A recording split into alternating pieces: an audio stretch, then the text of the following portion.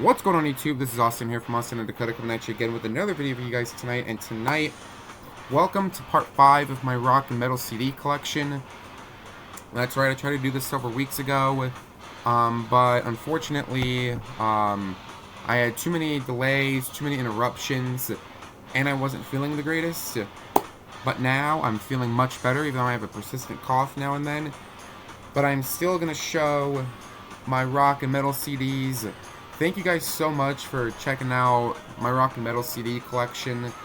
You guys are absolutely amazing.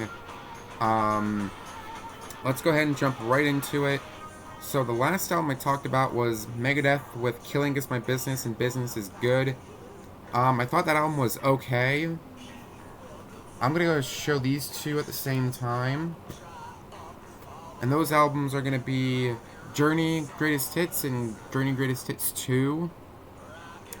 Obviously, everyone should know who Journey is. Absolute classic. Absolute classic. Classic band. Steve Perry. The first one has more of their well-known tracks, while Greatest Hits 2 has some of their more later tracks that they were known for. My favorite on here, my favorite by them is Still a Ride.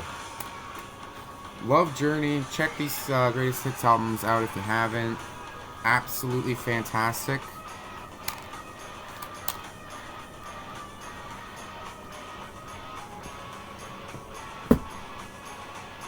Alright, next up. Judas Priest. Painkiller. This came out in 1990. This is my favorite Judas Priest album. This is awesome. This is my favorite Judas Priest album. In my opinion, this is their most heaviest and fast-paced album. Rob Halford's vocals on it were absolutely incredible. Especially on the beginning track, Painkiller. Great stuff. Absolutely love Painkiller. That's actually my favorite Judas Priest song.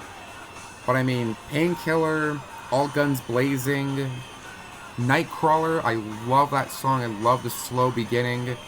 And then it kicks up. Absolutely love that. A Touch of Evil, One Shot at Glory. Yeah, classic album. Definitely check this album out. Judas Priest with Painkiller, released in 1990. The band's best album. The instrumentation on it, absolutely fantastic. Moving right along.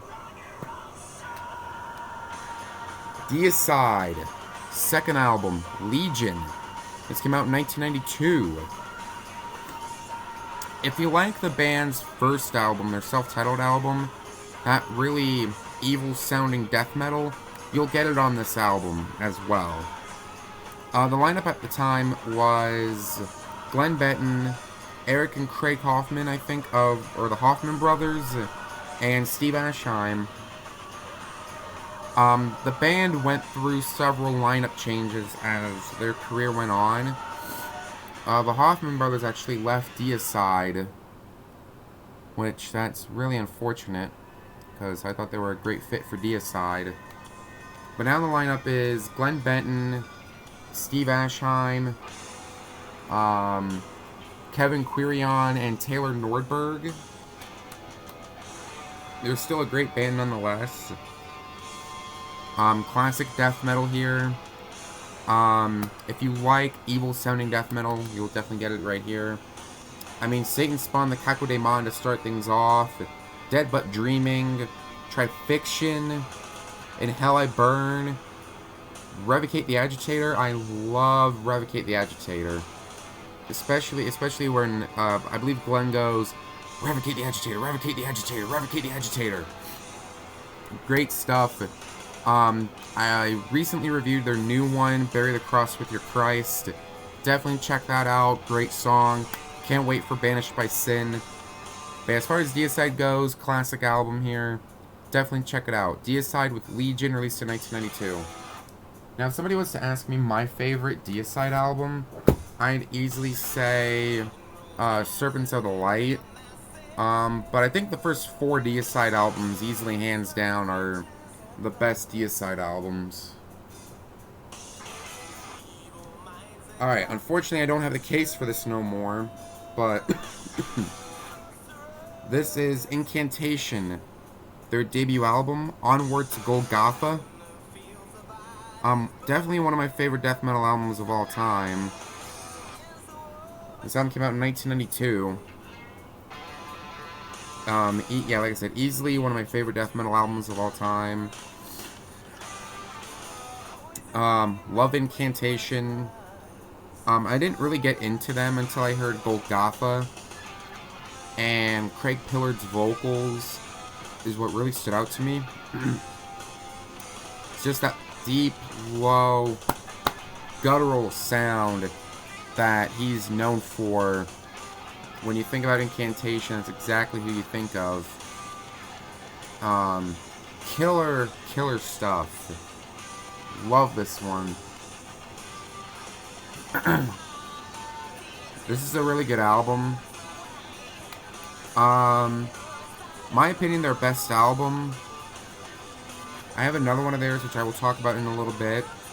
But I mean, Golgotha, Blasphemous Cremation, Rotting Spiritual Embodiment, Christening the Afterbirth, Deliverance of Horrific Prophecies, Unholy Massacre. Oh my god. I love Unholy Massacre off this album. Definitely check this album out if you haven't already. Incantation with Onward to Golgotha, released in 1992. Pick it up if you can find it.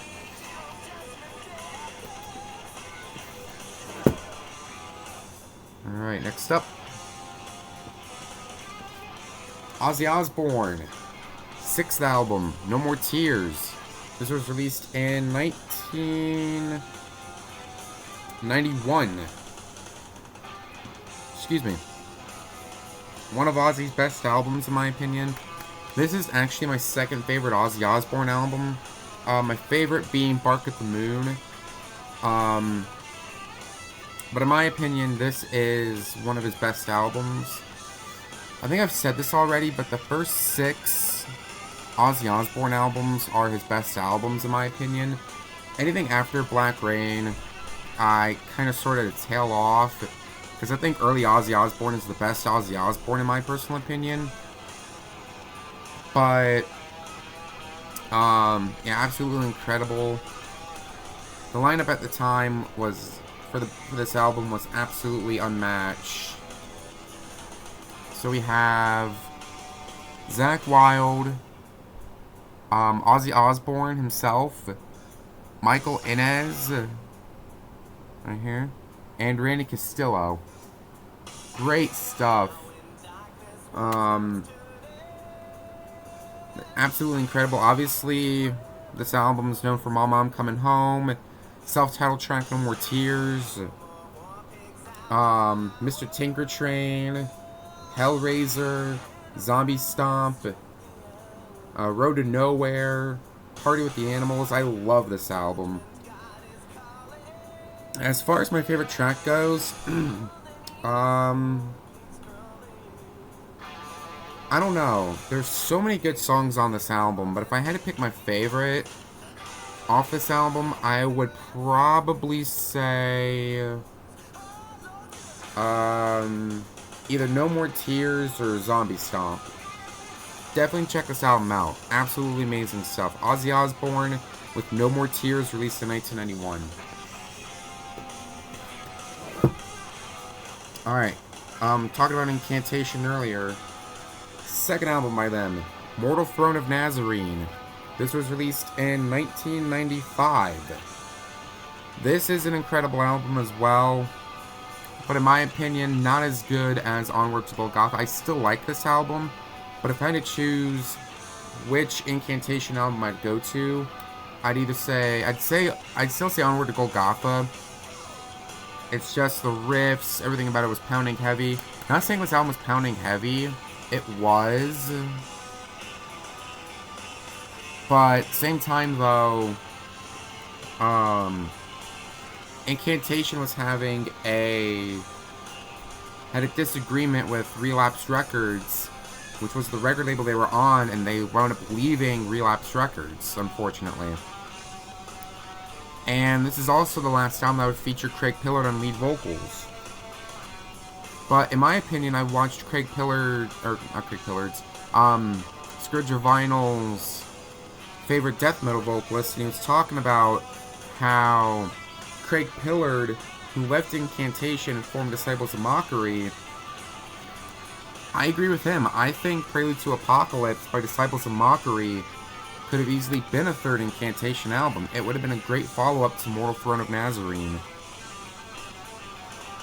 But I still like this album by Incantation. It's just, in my opinion, not their best. I still say Onward to Golgotha is easily their best, but there's still some good songs on here. Demonic Incarnate, Emaciated, Holy Figure, Iconoclasm of Catholicism, Nocturnal Dominium, and Abolishment of Immaculate Serenity being my favorite track off this album. I still say check this album out. Check it out alongside Onward to Golgotha. You won't be disappointed. Incantation with Mortal Throne of Nazarene, released in 1995. Definitely check it out.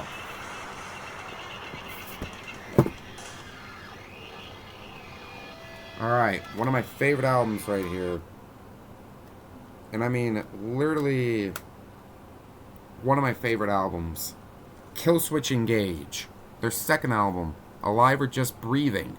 This came out in 2002. Yeah, 2002.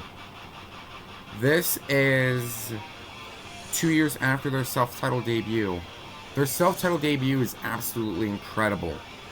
I mean, A Light in a Darkened World, which is absolutely amazing. That riff on that, incredible. But in my opinion, this one is a bit more heavier than their self-titled album. And I know that's kind of an unpopular opinion, but I still think this is a great album by Killswitch. Anything from the first 4 Killswitch Engage albums I like. So that would be self-titled, this one, the other one, As Daylight Dies, and The End of Heartache, in that order. I think that's their first 4. Great stuff. If I had to choose my favorite Killswitch Engage album, I'd either say this one or As Daylight Dies. I like The End of Heartache. It's a good album, but I still think either this album or As Daylight Dies is their best. Great stuff on here. I mean, Numbered Days to open things up. Fixation on the Darkness. Just Barely Breathing. Temple from the Within. Love that track. Rise Inside. The Element of One. Great stuff. But if I had to choose my favorite track off this album, I would 100% say My Last Serenade. Oh my god. That slow build-up to that pounding riff at the beginning of the song, incredible. Definitely check this album out. Killswitch Engage with Alive or Just Breathing, released in 2002. Pick it up. Amazing album. Enough said. Enough said. Great album. Definitely check this album out. One of my favorite albums of all time. Oh, I'm right in the wrong spot.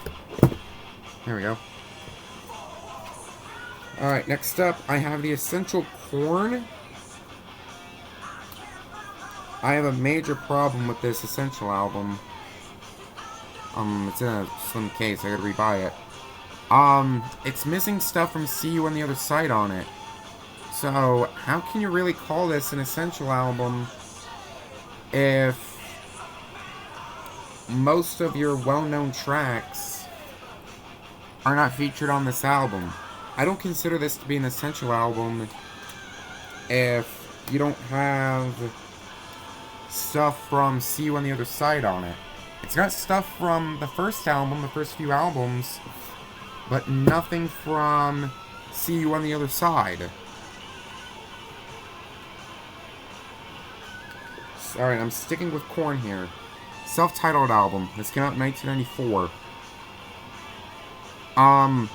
Love this album. It's really, really good. My opinion with Korn, they're a bit hit and miss. Their later stuff I like, some of it, but their older material I can go back to. Especially the song Chutes and Ladders off this album. I love that song. Knick-knack, paddywhack, give a duck a bone. So the man came rolling home. Especially that part. I love that part. Very good stuff. I love Chutes and Ladders. First of all, iconic cover. Before I even talk about how the album is, iconic cover right there. They are the innovators of nu metal. For those that don't know what nu metal is, nu metal incorporates rap into rock. So they were kind of the, I would say, innovators, along with Rage Against the Machine, Limp Bizkit, and all that.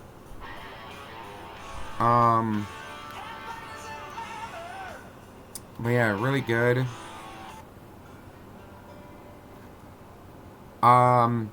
Blind to start things off, absolutely incredible. Clown, great one. Helmet in the Bush. My favorite track being Chutes and Ladders, easily 100%. Check this album out. Korn, their self-titled album released in 1994.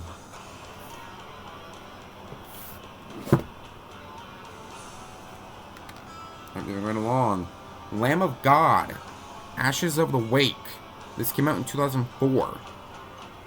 Really like this one. Randy Blythe on lead vocals. Absolutely kills it, in my opinion. I mean, Laid to Rest, man. If you haven't heard that by Lamb of God, I feel sorry for you. What are you doing? Just pummeling heavy, in my opinion, that song. But I mean, Laid to Rest, which is good. I mainly got this for Laid to Rest. I will give this album a full listen. But Laid to Rest is easily my favorite track by Lamb of God. Definitely check this album out. Lamb of God with Ashes of the Wake, released in 2004. Had to be sure it was 04, not in another year. Alright. Excuse me. Alright. Last album I'm going to talk about is the band you hear playing in the background. Megadeth. This is their second album. Peace Sells, But Who's Buying? This came out in 1986. I said in part 5 that I prefer this over Killing Is My Business, and I'm still going to stand by that. I prefer this over Killing Is My Business. I just thought the production on this album was more along the lines of their thrash roots, which is what they're known for.